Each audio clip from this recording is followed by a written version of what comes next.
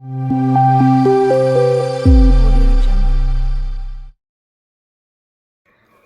Friends, welcome to my channel. இன்றைக்கி இந்த வீடியோவில் பார்க்க போகிறது என்னென்னா மேத் ப்ராப்பர்ட்டிஸ் ஆஃப் மல்டிப்ளிகேஷன். நம்ம already math properties of additions பார்த்தாச்சு. அந்த வீடியோ பார்த்துட்டு இந்த வீடியோ பார்க்கறதா பாருங்கள். இப்போது இதில் என்னென்ன ப்ராப்பர்ட்டிஸ் இருக்குதுன்னு பார்க்க போகிறோம். Competitive property, associative property, identity property, zero property. இப்போ இது ஒவ்வொன்றுத்துக்கும் எக்ஸாம்பிள்ஸோட அது ஃபார்முலாஸையும் பார்த்துடலாம். இது ஃபுல்லாக நம்ம பார்க்க போகிறது மல்டிப்ளிகேஷன். இதில் ப்ளஸ்ஸே இருக்காது, அதாவது அடிஷனே இருக்காது. இப்போ பாருங்கள். இப்போ நான் வந்து நார்மலாக இப்போ a இஸ் ஈக்குவல் டு -2ன்னு எடுத்துக்கிறேன். b is equal to 3, c is equal to -4 அப்படியே இருக்கட்டும். இப்போ ஃபஸ்ட் காம்படிட்டிவ் ப்ராப்பர்ட்டி பார்க்கலாம். காம்படிட்டிவ் ப்ராப்பர்ட்டி இதுக்கு ஃபார்முலா எப்படி எழுதணும்னா a into b is equal to b into a, அவ்வளோதான் ஃபார்முலா.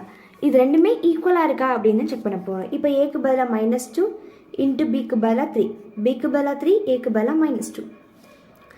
ஆன்சர் எனக்கு என்ன வரும்? -2 இன்ட்டு 3னா -6 இஸ் ஈக்குவல் டு அதே -6 தான் வரும். அப்போ ஆன்சர் கரெக்ட். எனக்கு LHSம் கரெக்ட், RHSம் கரெக்ட். அப்போ காம்படிட்டிவ் ப்ராப்பர்ட்டி ப்ரூவ் பண்ணிட்டோம். இப்போ அடுத்து அசோசியேட்டிவ் ப்ராப்பர்ட்டி. அசோசியேட்டிவ் ப்ராப்பர்ட்டி இதுக்கு எப்படி ஃபார்முலா எழுதணும்னா இதுக்கும் இதே மாதிரி AB வச்சு எழுதிடலாம். இப்போ பாருங்கள், a into b into c is equal to a into b into c.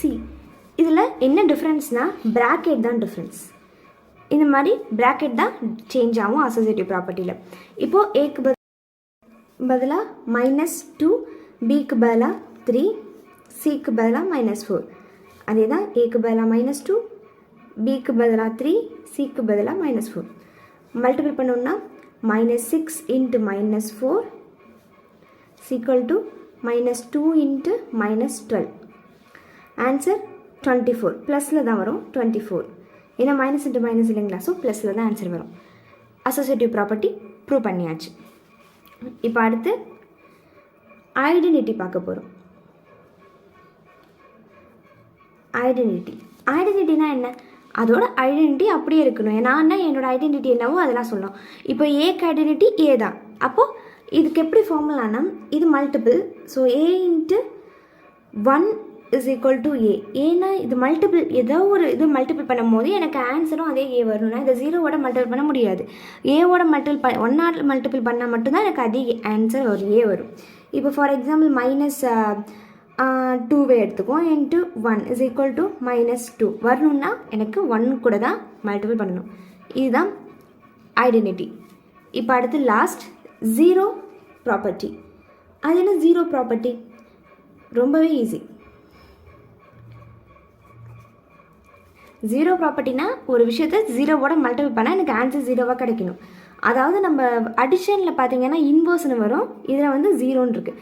0 அப்படின்னு வரணும்னா இப்போது நான் ஏ கூட எதை மல்டிபிள் பண்ணால் 0 வரும்? 0 மல்டிபிள் பண்ணால் எனக்கு 0 வந்துடும். அப்போது -2 இன்ட்டு 0 அப்படின்னா எனக்கு -2 வராது, 0 தான் வரும். இப்போ அதே மாதிரி 1 இன்ட்டு 0ன்னா 0 தான் வரும். எனிதிங் மல்டிபிள் 0, 0 தான் வரும். ஸோ அவ்வளோதான், இதுதான் ஜீரோ ப்ராப்பர்ட்டி.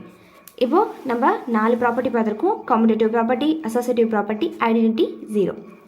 இது எல்லாமே ரொம்ப ஈஸியான ப்ராப்பர்ட்டிஸ். எல்லாத்துலேயும் மல்டிபிள் தான் பண்ண போகிறோம். இதுவே மேபி அடிஷன்னா இதை பண்ணதில் எல்லாத்தையுமே அடிஷன் பண்ணியிருப்போம். பட் ஜீரோ ப்ராப்பர்ட்டியில் அடிஷன் கிடையாது. அதில் வந்து மல்டிபிளிகேஷன் மட்டும்தான் இருக்குது. அடிஷனில் வந்து நம்ம இன்வர்ஸ் அப்படின்னு யூஸ் பண்ணுவோம். ஸோ இந்த வீடியோ புரிஞ்சிருந்தால் லைக் பண்ணுங்கள், ஷேர் பண்ணுங்கள், கமெண்ட் பண்ணுங்கள், மறக்காமல் சப்ஸ்கிரைப் பண்ணுங்கள். தேங்க்ஸ் ஃபார் வாட்சிங்.